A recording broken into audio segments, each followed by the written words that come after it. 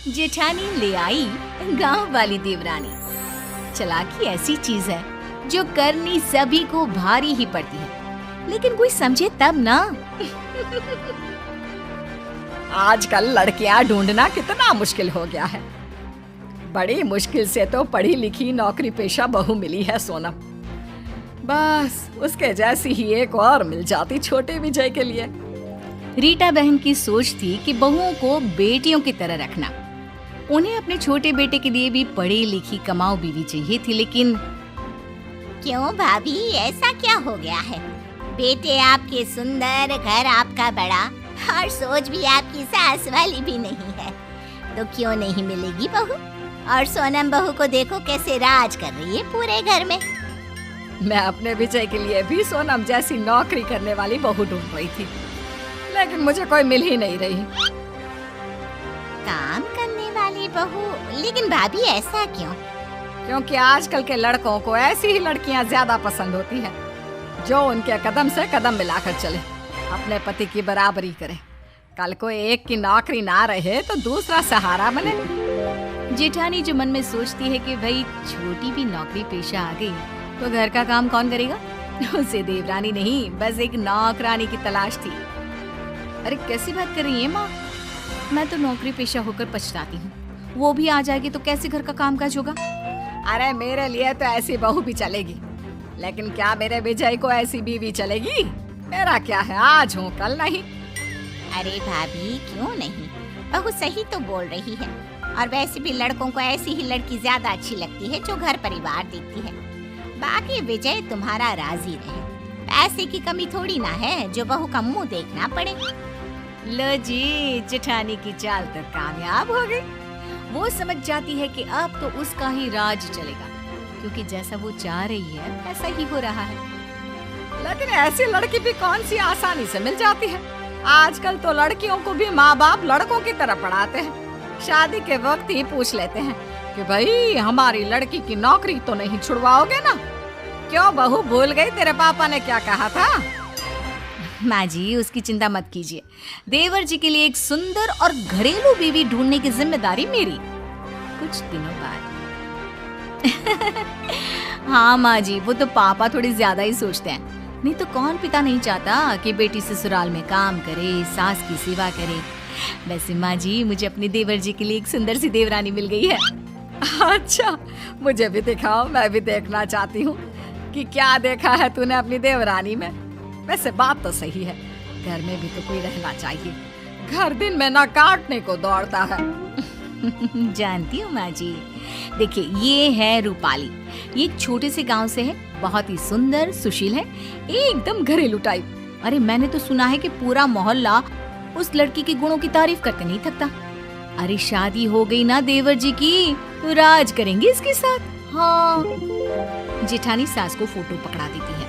Photo देखकर हाँ सुंदर तो बहुत है, बाकी मिलकर ही पता लगेगा कि क्या करती है, कैसी है। और फिर विजय को भी तो पसंद होनी चाहिए ना। तो माँ जी आप कहे तो कल ही इनके घर चलते हैं, लड़की को भी देख लें और विजय भैया भी बात कर लें, और विजय भैया को मैं बता दूं। हाँ हाँ क्यों नहीं, अब तुझे जेठानी बनना है, तू तो घर का सब जानती है, तो देख ले, जो सही लगे कर ले, ठीक है। शाम को देवर से, देवर जी ये देखिए कैसी है ये लड़की, कैसी लगी? माँ जी को तो बहुत पसंद है। देवर फोटो देखता है, उसे लड़की गंवार से लगती है। नहीं भाभी ये नहीं, इसे मैं सोसाइटी में कैसे अपने साथ खड़ा करूंगा? नहीं नहीं नहीं नहीं। जेठानी को अपनी सत्ता हिलती सी दिखती है। वो सोचती है कि अगर देवर ने कोई अपनी पसंद की लड़की खड़ी कर दी तो क्या होगा? घर बाहर का काम कर करके उसका तो जूस निकल जाएगा। ये सोचकर वो जोर से चिल्लाती है, नहीं नहीं देवर जी, आप ऐसा नहीं कर सकते। देवर हैरान, अरे किया क्या बेचारे ने? क्या नहीं कर सकता? अरे क्या सोच रही है भाभी? गरीब लड़की जिसने आपकी फोटो देखते ही आपको देवता माना, आपसे तो वो मन ही मन शादी भी कर चुकी है। माँ जी ने उसे ही इस घर की बहू के रूप में देखा, लेकिन आपको क्या, आप तो प्रैक्टिकल है, आप तो किसी हुस्न परी से शादी करनी है। देवर भाभी की इमोशनल ड्रामे का शिकार हो जाता है और मान जाता है शादी के लिए।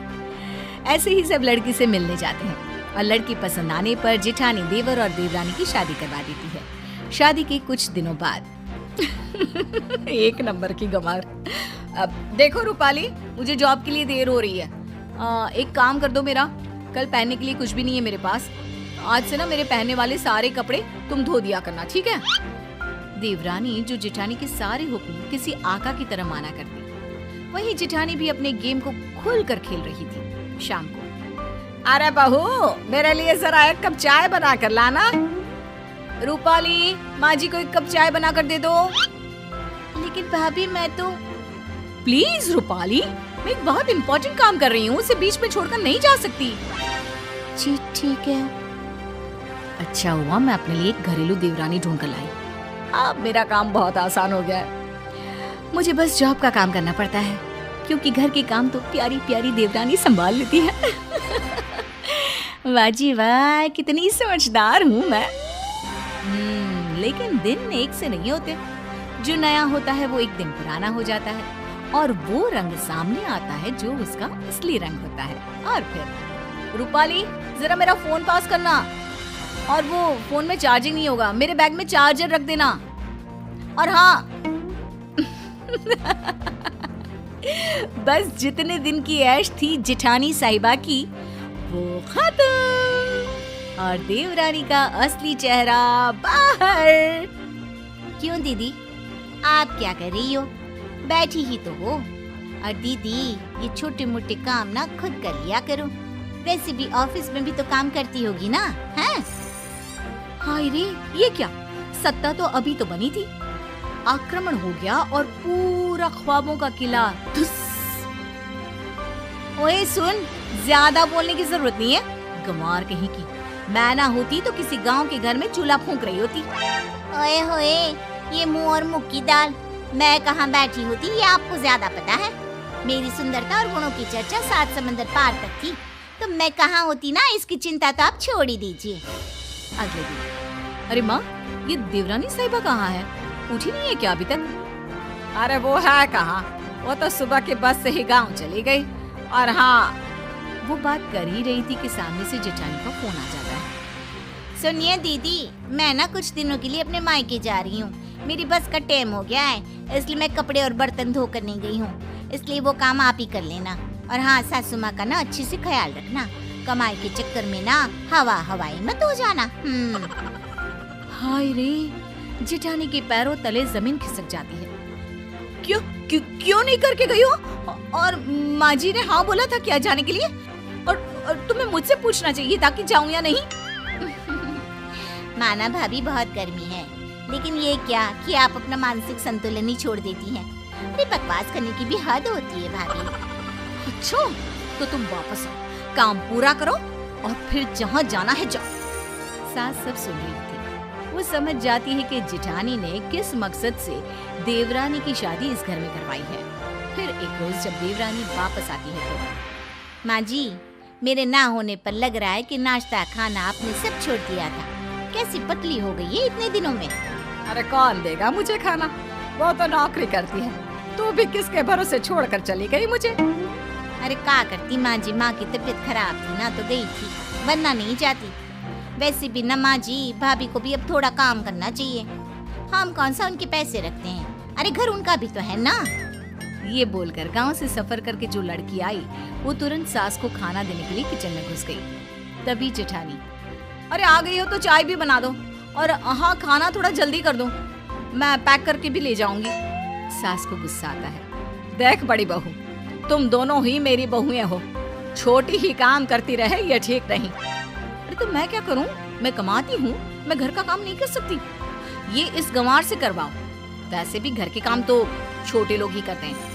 तभी देवरानी आ जाती है। माँ जी, आप ना परेशान ना हो, मैंने शाम के खाने के लिए एक छोटी लोग जैसी नौकरानी रख ली है। सुबह का मैं बनाऊंगी और रात का या तो भाभी या तो वो नौकरानी। और नौकरानी के पैसे तो भाभी ही देंगी ना, क्योंकि वो कमाती जो है। सास को बहू का आइडिया तो अच्छा लगता है, लेकिन जेठानी वो अब शाम का खाना बनाती है, क्योंकि पैसे वो भी औरतों के पर्स से निकले। अरे ना जी ना।